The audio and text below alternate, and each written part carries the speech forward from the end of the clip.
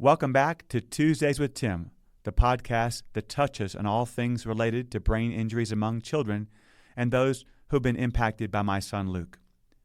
Today I'm going to talk a little bit more about my son Luke and what just happened last week. Last week, Luke would have turned 18 years old on April 18th, Luke's golden birthday. This time last year, I spent 2 weeks in bed, in and out of bed, depressed. I never nap. I think I have napped a couple of times in my entire life. And for 2 weeks, I napped every single day. I just wanted the day to end. I struggled so much this time last year, Luke's birthday month. I'm not sure exactly what happened to me because it had been a couple of years since Luke passed, but I really had a difficult time last April. And I was determined that that was not going to happen this year. And I knew it wasn't because of a couple of reasons. Number one, last August 3rd to be exact, I rid myself of anger, bitterness, and I forgave. And it was very freeing for me to do that. And I knew that I was on the road to healing. And for me, it has continued from that August 3rd until today. I know that I'm in a much, much better place. This past Thursday, on April 18th, the morning of Luke's birthday, I did wake up a little bit sad. I thought a lot about Luke and stories and memories, and I went in a place I didn't really want to go, where I was thinking about why did it happen and how I was going to get past it. But I was able to quickly get myself out of it. I got out of the house and went to the gravesite, and as I do on probably once or twice every week. And I remember that when I used to go to the gravesite almost every week, there was a moment where I put my right hand on my heart and I said, "Luke, you're in my heart." And a few times after that, I realized I really want to put something else in my heart. And I have a tattoo with a cross with Luke 8:39 in the cross, because Luke passed away at 8:39 in the morning. And that Bible verse, Luke 8:39, says, "Go home and tell everyone what God has done for you." I don't believe that was a coincidence at all. So I spent a little bit of time at the gravesite, and then I went to a baseball field. Every single year of Luke's birthday, I'm going to go to a baseball field in honor of Luke and in memory of Luke, because Luke loved baseball so much. Last year, Ellie and I were near second base, and we played catch for a few minutes. This time, I went to the Luke Siegel field.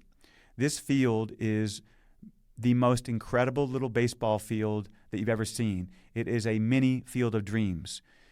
Trent and Kim Petrie at Lubbock Baseball Academy decided to name the field the Luke Siegel Field, and I am just so forever grateful for that. So I went to the field, and I went near the second base area and just sort of thought about Luke and pictured Luke playing second base, and I even wrote Luke number 3 on there. Following that, I went to box, and I have been boxing with an instructor named Terry Washington over at Right Cross Boxing here in Lubbock, and there are very few people that I can say this about, but Terry's one of them, and that is that Terry, in a lot of ways, has saved my life. I began boxing in January of 21 because I knew I needed to get out. I knew I needed to get my heart rate up. I knew I needed to get exercise and help myself emotionally and physically. And so basically every Tuesday and Thursday for the past 3+ years, I've done this. And I do 5 rounds, 3-minute rounds, and I can tell you that I'm exhausted. But over the last few weeks, I've had a lot more energy, and I think Terry has noticed it, and I'm just so appreciative of what Terry has given me, both physically, emotionally, mentally. After boxing, I went to lunch with a couple of people on my staff, Chelsea and Ruby, and they have just been not only co-workers with me, but just special, special friends, and I'm so appreciative of their friendship and what they mean to Team Luke Hope for Minds. I then did something that I had planned a week earlier. There's a little girl in town named Kat Carrasco, and Kat is 11 years old and had a surgery in February to remove a brain tumor. And she is currently doing radiation, and she finished radiation on the 17th, the day before Luke's accident.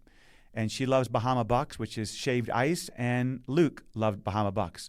Before the accident, we would always get Bahama Bucks after a game, and then even after Luke's accident, I would give him little bits of Bahama Bucks, and he would kind of put it in his mouth and swallow it. So I knew how much he enjoyed it. So I decided to take Kat and her sister Haley to Bama Bucks, and we spent a good few minutes just talking about things and how proud I am of Kat, because I believe she is one of the strongest girls I've ever met. And please say a prayer for Kat. She'll begin in May chemotherapy, and she is doing wonderfully well. And we text every day, and we talk about our fight and how to fight like Luke. And so she has given me strength and inspiration as well. That afternoon, I went to see my grandson Tommy, who is 6 years old. I love watching Tommy in football and soccer. Tommy kind of reminds me a little bit of me as a kid and as the way Luke was as a kid. Tough, he's athletic, and he loves to compete, and he's just outgoing and has fun. So I watched that a little bit. And then the evening really took off for me. Kate and Ellie, Alex couldn't be there, but Kate and Ellie joined me for ice cream, a place where Luke used to love to go to after games as well. And we went there, had an ice cream, and then I had bought a helium balloon for each of us. I gave Kate a yellow one, Ellie had a black one, and I had a blue one. Blue because I love the color blue, and Kate and Ellie because of the New Orleans Saints colors. And then we walked a little bit of ways away from there by a golf course and thought about Luke. And on the count of 3, 1, 2, 3, we released the balloons. And I remember as I released it, I said the same thing that I always say, and that is that, Luke, you're in my heart. And, I talk a lot about Luke being in my heart.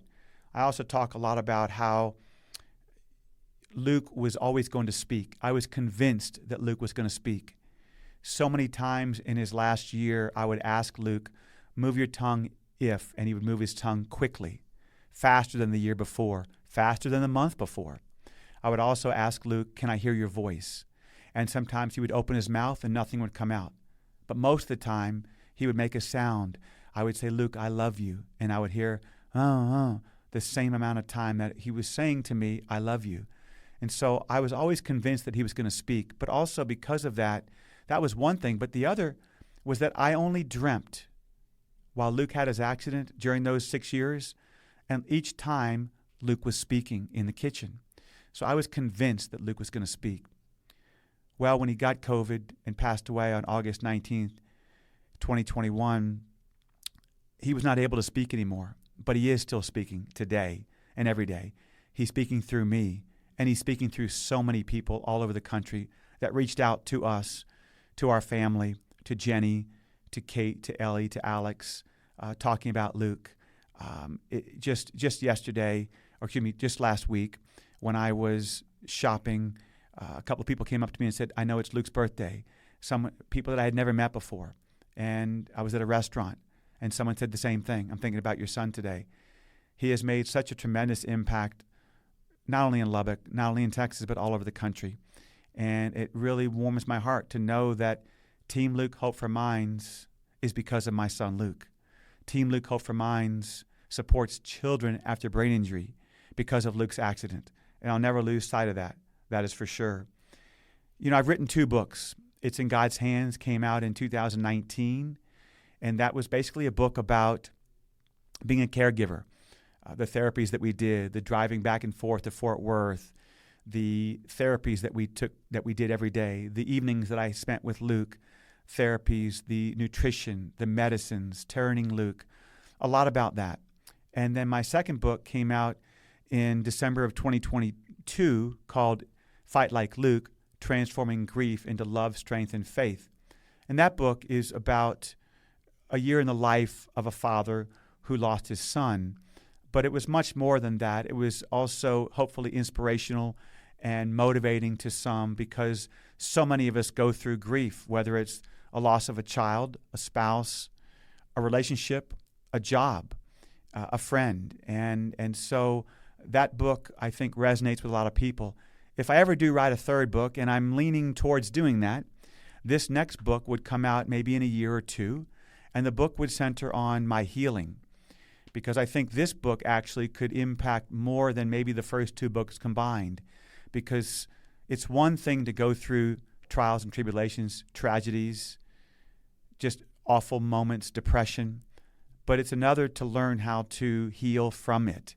And I remember that when I forgave the family and when I forgave the hospital, what really happened to me that day is that I surrendered to God. God has always been with me, near me, by me, but since Luke's accident, he wasn't always in front of me, leading me. And on that particular day, on August 3rd of 2023, I realized I didn't just forgive, I surrendered to God and I trusted in God. And that has carried me through ever since. My faith in my talks, my 7 inspirations from Luke, I talk a lot about my faith. And in the past, I would talk primarily about how my faith has been tested. Today, in all my speeches in 2024, I talk about my faith in God and how I have trusted in God and I've surrendered to God. And I believe that this is a major part of my healing. And I know that the healing goes in stages, and sometimes it's sort of stale and sits still. But for the most part, over the last few months, my healing has progressed, and I'm grateful for that. And I know that it's a combination of my faith, my friends, my family, and just a much better outlook. And I don't know that I ever felt guilty or didn't have the capabilities to be happy or find joy again. I just knew that it wasn't there for me. And I know now that I'm getting there. I'm not all the way there, but I will tell you this, that I will take sadness over anger any day. And I have my moments, and lately they've been moments. They haven't been minutes. They haven't been hours. I do have my moments of sadness, and that's expected, and that's going to be with me forever. My son Luke is not here, but we all know that he is here. And those who are listening who have a child with a brain injury, you might wonder, how in the world is it possible for me to find joy, especially when you are listening, knowing that it's difficult for you to find joy because of what you're going through with your children. And then just those that are listening that don't have a children with a brain injury, but are dealing with everyday life. And I guess my, not necessarily advice, but what I would like to share with you is that, I never believed that time heals. I just didn't when it came to this. Maybe when Texas Tech's loss in basketball, I could get over it a week later, or a New Orleans Saints loss, as trivial as that sounds.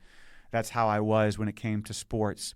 But you know what? Time has healed for me because of the fact that I have thrown myself into helping others, and because of the fact that I am strong in my faith. That's how I have become where I have become. It's not just because time is healed, it's because I've made the necessary steps to heal. And I think everyone listening can do the same, because if there's anyone, and I mean anyone, that didn't think he could ever heal, it's me. Luke was my hero. Luke was my buddy. Luke was my shadow. Luke was my athlete. And I have 3 amazing, amazing daughters. I love them dearly, and I'm spending a great deal of time with them now, time that I wasn't able to spend as much after Luke's accident, and then certainly after Luke passed, because of how I was dealing with my grief. But I want you to know that you can heal. And whether it's through therapy, which is what I've done and continue to do, going to church, or meeting with friends, I certainly recommend that. And just to let you know that it can and will get better. But something happened to me 2 weeks ago that I feel like I would like to close with this, because it really hit me hard. And that is, I was talking to my good friend Simon. Simon and I were college tennis teammates at the University of Arkansas. He's from New Zealand, one of my closest friends forever. And he's just been a tremendous person, a very strong man of God. And I was talking to Simon about Luke's birthday that was upcoming. And I said, for the most part, when I think of Luke, I get sad. Occasionally I'll have some good memories, but the sadness, it seems to overtake the good memories. And then I said something to him that I really can't believe that I said. And I said to Simon, lately when I think of Luke, I'm uplifted. And he said to me, can you say that again? And I said, yes. When I think of Luke, I'm uplifted. And he was so happy to hear that. And it made me think twice that, yes, now when I think of Luke, a lot of times I'm uplifted. Luke has given me strength. Luke is with me. Luke is speaking through me. Luke is impacting me each and every day. When I look at my bracelet on my left wrist that says, "Fight like Luke," it's a reminder to fight like Luke. And I know that Luke is smiling down from heaven, and he's proud of his dad, but he's proud of what Team Luke Hope for Minds has become. We have so much to look forward to as far as helping families, to be able to raise the amount of money that we raised at our event in Lubbock, Texas. And then just last weekend, the event that we had at the golf tournament in Austin at Onion Creek, 150 golfers participated. So I'm overwhelmed. Our staff is overwhelmed by the support that we receive, and to know that families each and every day seem to call me, to reach out to me, to talk to me about not only how they can help their child, but what it really touches me is when they say, "I want you to know how much I appreciate your reaching out, knowing what you've been through. And I want you to know how much it means to me that you are doing something for and with your son." And that will be what I do for the rest of my life. That Team Luke Hope for Minds is much greater than Luke, but at the same time, it's because of Luke. And I am continuing to heal. It is an everyday process, from forgiveness to sadness to bitterness to anger. But I just am so joyful that I'm able to move past a lot of that. And Luke is in my heart each and every day. And I look forward to sharing more with you about Team Luke and about my son Luke. Thank you so much for listening today.